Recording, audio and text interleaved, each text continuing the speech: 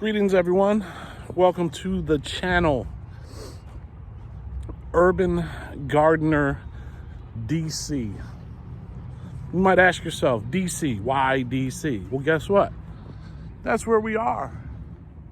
We're in the nation's capital, right?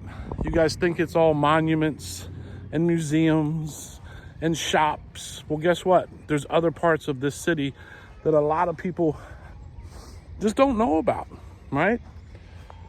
And so the purpose of this channel is to provide everyone a perspective and an inside view of how us as urban citizens can farm, do agriculture, we have wildlife, and the focus of this channel is going to be around how you can do it too, right? We all can. How to germinate, how to seed plant, how to transplant, how to weed your garden, how to maintain your garden, how, what vegetables work in your climate, all these things. So as I'm walking up on our community garden now, I'm going to take you guys inside to get a view of exactly what we were faced with when we first volunteered, us residents, community members, civic association people, right? Neighborhood commission. And let's go inside and let's take a look at our community garden right here in Northeast Washington, D.C. Hey guys, Urban Gardener DC, this is Chris. So I wanted to get you guys out here. It's early on a Saturday morning here, springtime, Washington, D.C. Wanted to get you out here in the community garden. Just kind of give you a quick tour of the space we're working with. As you see, a lot of weeds, a lot of brush. When we first started, the end of February, this whole fence line all along here was just full of debris. Sorry about the sun.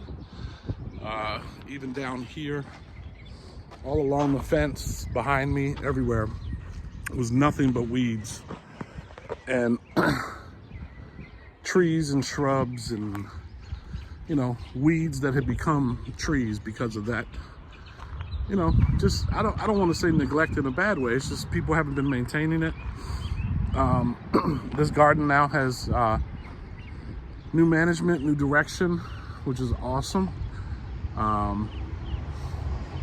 It's a wonderful thing. But just to give you guys a quick tour, let me switch this camera around so you can see.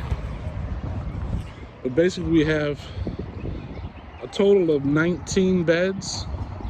This is our huge rosemary bush here. This is going to be a community herb garden. We have 2 more beds there that need weeding. Some people have already come in and weeded their plots. Like obviously this one still needs a lot of work. If you look around the edges of all these beds, same thing. Just a lot of maintenance. Nothing really too hard, too difficult to do.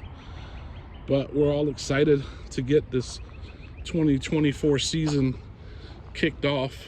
These 2 large beds right here, this one here to the left, they've already covered with black plastic, trying to push down those weeds.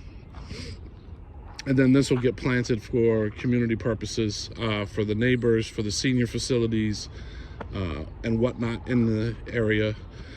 And then the first bed here is actually one that I've been working on.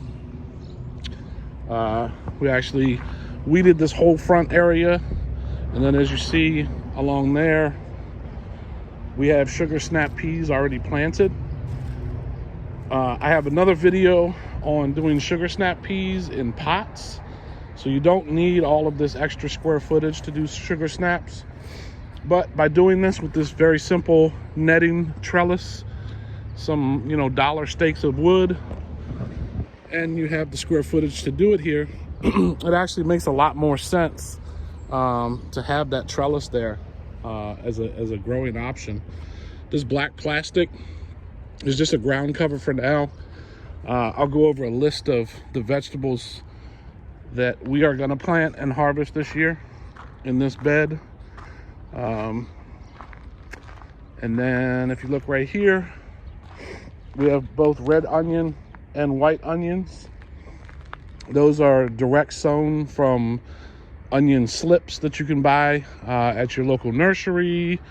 Some of the big box stores you can buy them. I think like was it Bonnie Plants and Farrah Morse have those slips. And if you notice here, if you look straight up, sorry about this, but that's the sun. So I'm facing due east. So this bed runs east all the way down to west. If you look, it's about 11 a.m. On a Saturday morning. This bed is going to get direct sunlight all season long, and that's what you really need. And if you look out into the other beds, this corner section has great sunlight. I think many of these garden beds are going to do really, really well this season. But that's just a quick tour. I'm gonna give you an update. I actually brought some radishes. I'm gonna direct sow those this morning. We're expecting some cooler temperatures coming up this week, but by doing those radishes now is gonna be fine.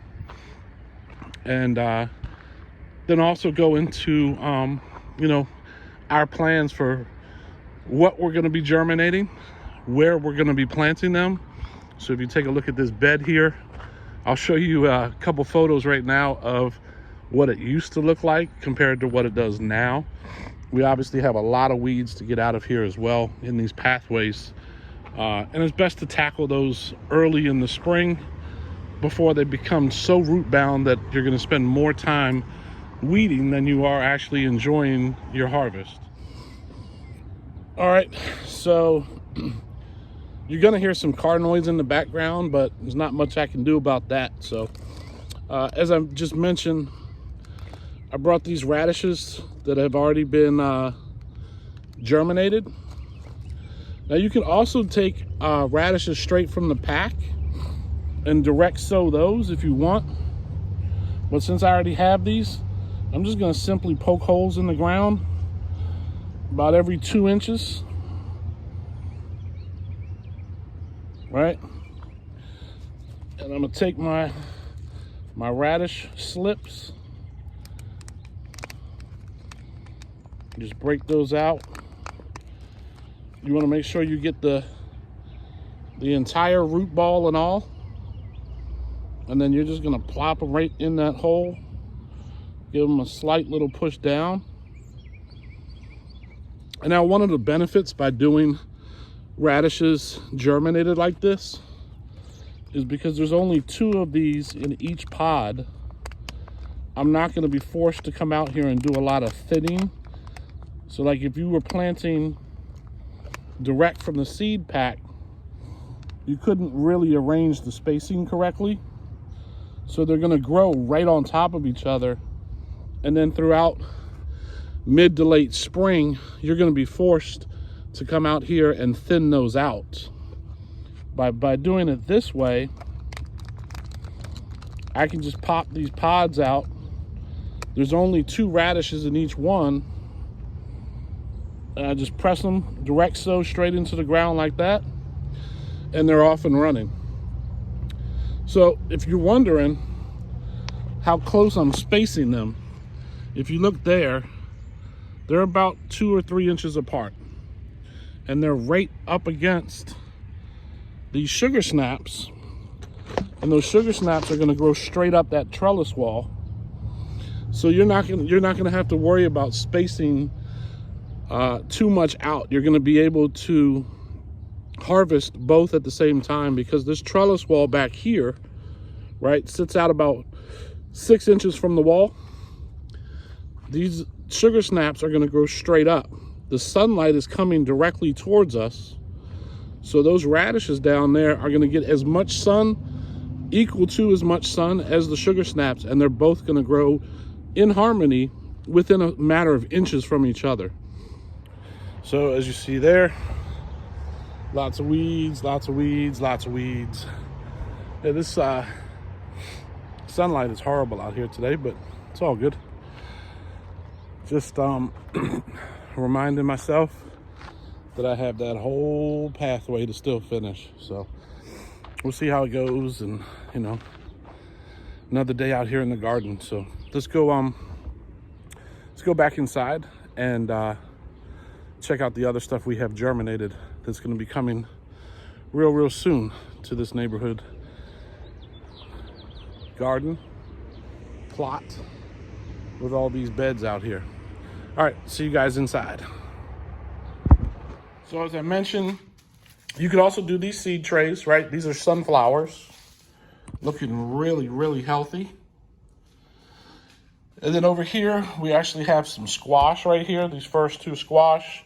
And then we have some pole beans in these cups here, right? And we'll go around past my little light setup. Right here are more beans that are coming up. And then here is about 10 yellow squash. I mean, you can see, even by having two of them in one cup, how healthy they are by using that simple 2-cup system, right? And so obviously, I didn't invent it. I've seen it. It works for me. If this works for you, do me a favor and hit that thumbs up button here. It helps with the content. We're going to be going out to the community garden this afternoon. So I have a new look at what we're doing in the springtime in that community garden, and showing you what we're getting everything prepped for. Going into late spring, it's mid-March here. So thank you guys for tuning in. I will see you on the next one.